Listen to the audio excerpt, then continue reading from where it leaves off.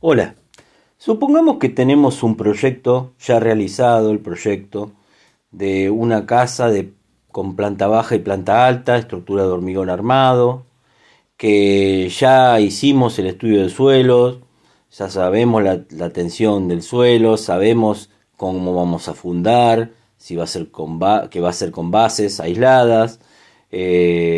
Bueno, ya está todo, digamos, como para construir. Pero ¿qué pasa?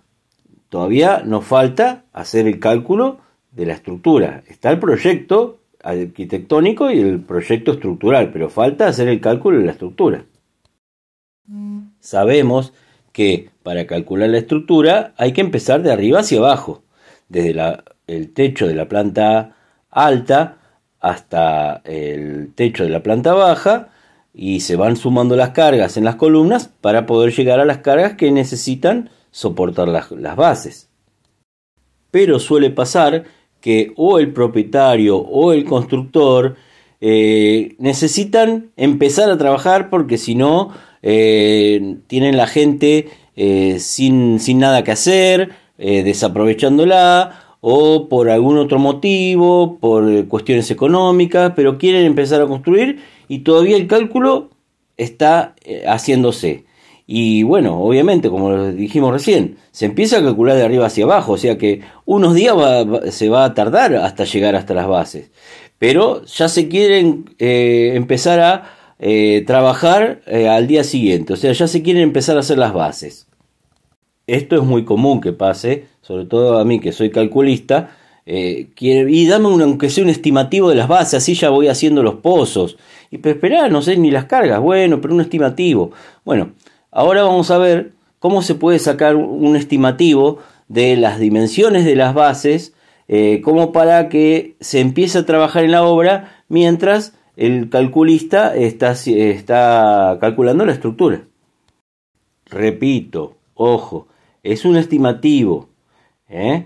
Después hay que verificarlo bien, por las dudas que estemos muy distanciados de la realidad que nos da el cálculo a lo que estuvimos haciendo. Debido a esta incertidumbre es que muchas veces por las dudas se le da un poquito más de superficie a las bases de lo que en realidad se pide por cálculo, ¿no? Bueno, comencemos a hacer esto. Tomamos la planta alta, el techo de la planta alta. Acá vemos, por ejemplo, este es un ejemplo donde hay una sola losa. Y bueno, tendríamos que dividir por áreas de influencia que recibiría cada columna. Ojo, cuando es un edificio de vivienda común y corriente, con columnas que tienen una área de influencia de 10 a 12 metros cuadrados, digamos que 1 tonelada por metro cuadrado es una carga que es muy normal como para poder utilizar y multiplicarla por ese área de influencia. Pero acá estamos viendo que tenemos un espesor de la losa de 16. Ya acá quizás tendríamos que multiplicar estos valores por más de 1 tonelada por metro cuadrado. Acá quizás tendríamos que hacer 1,2 toneladas por metro cuadrado. Fíjense que fui tomando en los medios de las luces, por ejemplo, entre la columna 101 y la columna 102, hice una línea vertical en el medio. Después, entre la columna 101 y la columna 103, hice también una columna horizontal en el medio.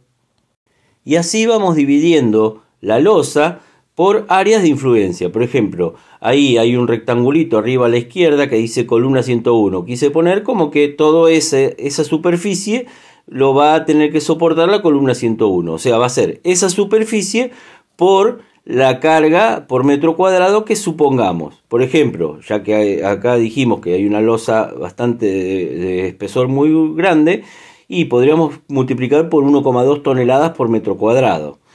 Toda esa superficie por 1,2 toneladas por metro cuadrado, y ya nos daría las toneladas que soportaría la columna 101. Lo mismo verán el recuadro del área para la columna 102, el recuadro para la columna 103, el de la columna 104, el chiquitito de la columna 106, el de la columna 107 y el de la columna 108. Todas esas superficies por el Q nos va a dar la carga que va a soportar cada una de esas columnas.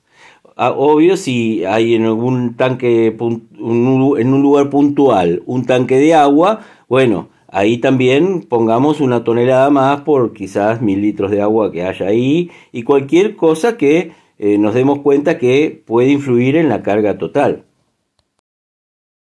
Luego pasamos a la planta de abajo, o sea, la losa sobre planta baja.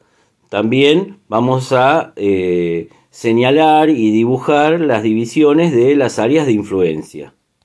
Ahí pueden ver que separé un rectángulo de área de influencia para la columna 1, otro para la columna 2 también, tomando una vertical entre la columna 1 y la columna 2 y una horizontal entre la columna 1 y la columna 3. Se van generando las superficies de influencia o áreas de influencia para la columna 3. Fíjense, la columna 5 y la 7 están tan cerca que convendría que todo ese recuadro lo soporten entre las dos. Ahí convendría que entre esas dos columnas hagamos una base combinada. Entonces después hacemos toda una base, porque si hacemos por separado se van a juntar de todos modos. Y siempre teniendo en cuenta el tema de las cargas, ¿no? O sea, cuando las losas son de 10 centímetros más o menos, con 1 tonelada por metro cuadrado está bien. Acá tenemos 6 centímetros más, bueno, hagamos la cuenta de 6 por 24, que es el peso más de hormigón, ¿no?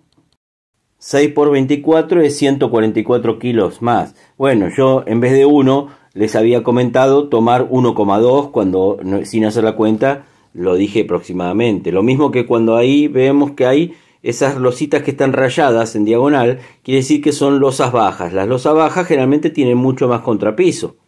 Se usan porque ahí seguramente van a estar los baños. Entonces eso también va a tener otro peso. Bueno, podemos decir que todo está en 1,2.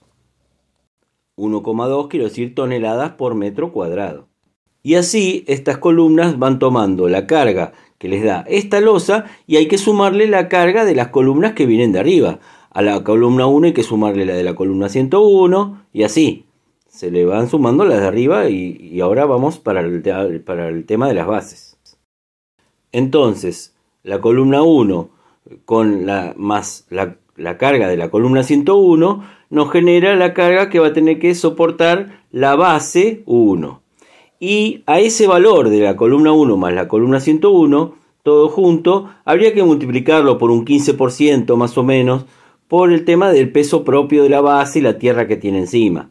Entonces así se hace un estimado rápido de en cada base de cuánto más o menos ya va a ser la carga que tienen, y de acuerdo al estudio de suelos que nos va a decir cuál es la tensión que soporta el suelo, la tensión admisible, vamos a poder hacer la cuenta de cuánta superficie tenemos que cavar y hasta qué profundidad según el estudio de suelos.